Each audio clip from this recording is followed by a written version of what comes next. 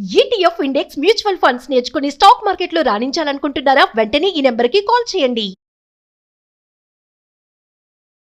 Hi hello నమస్తే, welcome back to Suman TV. Present మనతో పాటు ఉన్నారు 25 ఇయర్స్ నుంచి అమెరికాలో ఉంటున్నటువంటి ఎంఎన్సీ ఎగ్జిక్యూటివ్ వీరభద్ర గారు. మరి ప్రజెంట్ అమెరికాలో ఎలాంటి సిచ్యువేషన్స్ ఉంటున్నాయి, మరి అక్కడికి వెళ్ళిన వాళ్ళే కానీ అక్కడ ఉన్న వాళ్ళే కానీ వెళ్ళాలనుకున్న వాళ్ళు, మరి చాలా న్యూస్ మనం అయితే చూస్తున్నాం. ఎప్పుడైతే ట్రంప్ అధికారంలోకి వచ్చాడో అప్పటి నుంచి ఇప్పటి వరకు ప్రతి క్షణం కూడా కొత్త కొత్త డెసిషన్స్ తీసుకోవడం, వాటిని ఇంప్లిమెంట్ చేయడం, కొన్ని బ్యాన్ చేయడం చాలానే చూస్తున్నాం. మరి ప్రెసెంట్ అక్కడ ఉంటున్నారు కాబట్టి సార్, అక్కడ సిచ్యువేషన్ ఎలా ఉంది, వీటన్నిటిపైన మాట్లాడదాము సార్తో. నమస్తే సార్. నమస్కారం సార్. మరి ప్రెసెంట్ మనం చూస్తున్నాము, కొత్తగా H1B వీసాది లాటరీ సిస్టమ్ ఏదైతే ఉంటుందో అది బ్యాన్ చేయబోతున్నాడు ట్రంప్ అని అంటున్నారు. ఏంటి సార్ అసలు ఎంతవరకు అది నిజం ఉంది? బ్యాన్ చేస్తారా? అంటే ఒరిజినల్గా H1B సిస్టంలో లాటరీ అన్నది లేదు. సో అందులో 2 లాటరీస్ ఉంటాయి.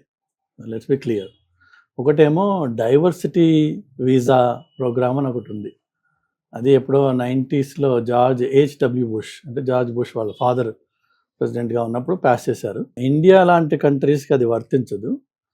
చాలా మటుకు ఈ ఆఫ్రికన్ కంట్రీస్, చిన్న చిన్న కంట్రీస్, వీటికైతే ఎక్కడైతే రిప్రజెంటేషన్ తక్కువ ఉంటుందో అక్కడి నుంచి వాళ్ళు వీసా అప్లై చేసుకున్నట్టయితే, ఇన్ఫ్యాక్ట్ వాళ్ళది H1B కాదు, వాళ్ళకి డైరెక్ట్గా వాళ్ళు గ్రీన్ కార్డ్ ప్రాసెస్లోకి వెళ్తారు. వాళ్ళు దానికి లాటరీ ఇస్తారు. ప్రతి కంట్రీకి కొంత కోటా ఉంది. ఎవ్రీ ఇయర్ ఆ లాటరీ జరుగుతుంది. వాళ్ళు డైరెక్ట్గా లాటరీలో ఎవరైతే పిక్ అవుతారో వాళ్ళు అమెరికాకి గ్రీన్ కార్డ్ తోటి వస్తారు. అది ఒక డైవర్సిటీ లాటరీ, వీసా లాటరీ. ఇంకొకటి వచ్చేసి మనకి H1Bలు హిస్టారిక్గా 65,000 ఇండియాకి కోటా ఉండేది. ఓవరాల్ 200,000 ఎంత ఉంది, బట్ నాకు ఎగ్జాక్ట్గా నెంబర్ తెలియదు. బట్ 65,000 మాత్రం ఇండియాకి, ప్లస్ లోకల్గా స్టూడెంట్స్ ఎవరైతే అమెరికాలో చదువుకున్న వాళ్ళు ఉన్నారో వాళ్ళకి ఇంకొక 20,000 రిజర్వ్ అయ్యారు. సో 85,000 అనుకో. కానీ గత 10 ఏళ్ళుగా, అంటే ట్రంప్ రాకముందు వరకు మార్కెట్ ఎప్పటివరకు అయితే బాగుందో, ఎవ్రీ ఇయర్ అప్లికేషన్స్ ఈ 65,000 లిమిట్ కంటే ఒక్కోసారి 2 రెట్లు 3 రెట్లు కూడా వచ్చిన దాఖలాలు ఉన్నాయి. సో అంటే ఏంటి, 65,000 అవైలబుల్ స్పాట్స్ ఉన్నాయి, బట్ మీకు 160,000 అప్లికేషన్స్ వచ్చాయి. ఇందులో ఎలా వీళ్ళని డిసైడ్ చేయాలి అంటే దానికి లాటరీ సిస్టమ్ పెట్టారు. ఆ లాటరీ సిస్టమ్ కూడా లాస్ట్ 5-6 ఇయర్స్లో ఇప్పుడు పెట్టారు తప్ప అంతకుముందు లేదు అది. ఎందుకంటే క్రౌడ్ పెరిగిపోయింది.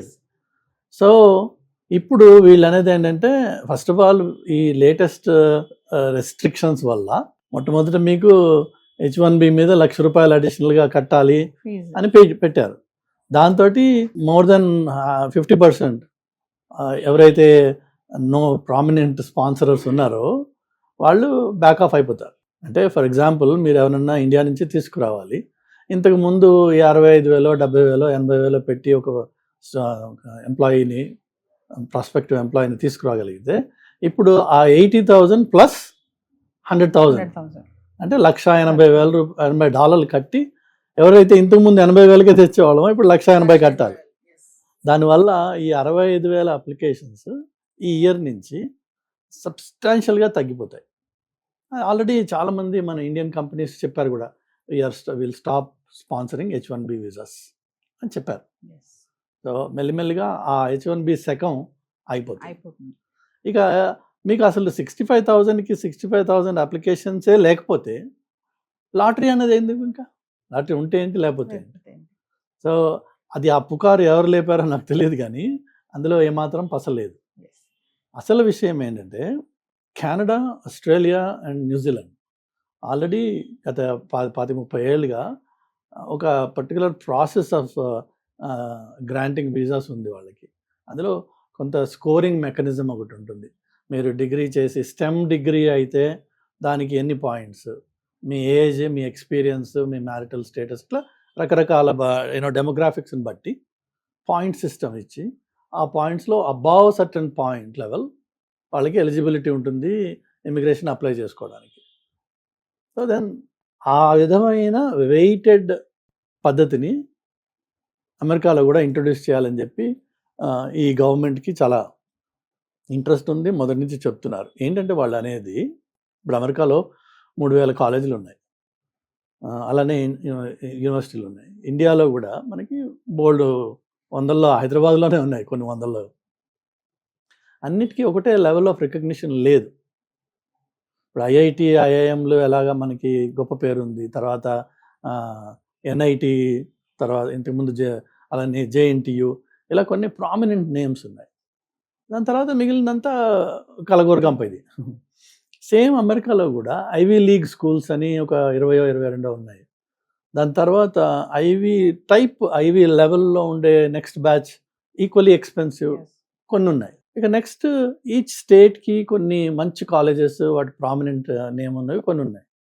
ఆ తర్వాత చెత్త బోల్డ్ ఉంది. అసలు కాలేజ్కి వెళ్ళకుండా డిగ్రీ చేసే కాలేజెస్ కూడా ఉన్నాయి అక్కడ. అంత కంప్లీట్ ఆన్లైన్లో, లేకపోతే వారానికి ఒకసారి వెళ్ళు, లేదంటే మొత్తం సెమిస్టర్లో ఒక సబ్జెక్ట్ నువ్వు తీసుకుని ఫిజికల్గా రావాలి, మిగిలినవన్నీ ఆన్లైన్లో చేసుకో, ఇట్లా రకరకాలు ఉన్నాయి. ఈ అన్నిటికీ ఒకటే లెవెల్ ఆఫ్ రికగ్నిషన్ ఎట్లా ఇస్తారు మీరు? ఎంఐటి వాడికి, యూనివర్సిటీ ఆఫ్ అలబామాలో చదువుకున్న వాడికి ఒకటే లెవెల్లో మీరు రికగ్నిషన్ ఇవ్వకూడదు. ఈ వెయిటేజ్ ఈ ఎంఐటికి ఎక్కువ ఉండాలి, వీడికి తక్కువ ఉండాలి అనేది ఒక వెయిటేజ్ బేస్డ్ స్కోరింగ్ మెకానిజం. అది కెనడా, ఆస్ట్రేలియా, న్యూజిలాండ్ చేయవు ఆ పని. వాళ్ళకి జస్ట్ మీకు బీటెక్ ఉందంటే ఇంత నెంబర్, దట్స్ ఆల్. బట్ వీళ్ళు అనేది ఏంటంటే నీ బీటెక్ కానీ లేక మాస్టర్స్ కానీ ఎక్కడి నుంచి, ఏ కాలేజ్ నుంచి వస్తుంది నీకు, అది ఏ టైప్ ఆఫ్ కోర్స్, అది స్టెమ్ మీద అందరికీ ఫోకస్ ఉంది. సో స్టెమ్మా, నాన్ స్టెమ్మా, దెన్ విచ్ కాలేజ్, ప్రాబబ్లీ అందులో మళ్ళీ అగైన్ నీ గ్రేడ్స్ ఏంటి ఏవో చూస్తారు. కొన్ని చూసి దానికి వెయిటేజ్ ఇస్తూ అప్లికేషన్ ప్రాసెస్ని పెట్టాలని చెప్పి ఒక ప్రపోజల్ ఉంది. But above all of these there is a bill introduced in US house. వాళ్ళు ఏమంటారంటే అసలు ఈ ఇమ్మిగ్రేషన్లో చాలా ఫ్రాడ్ నడుస్తుంది. రీసెంట్గా మిన్నసోటాలో అనుకుంటా, or Michigan, I'm not sure exact, I think Michigan, Minnesota కూడా వేరే, మిషిగన్లో కొన్ని రైడ్స్ అయ్యి చాలా కంపెనీస్ని ఇమిగ్రేషన్ ఫ్రాడ్లో పట్టుకుని షట్ ఆఫ్ చేశారు వాటిని.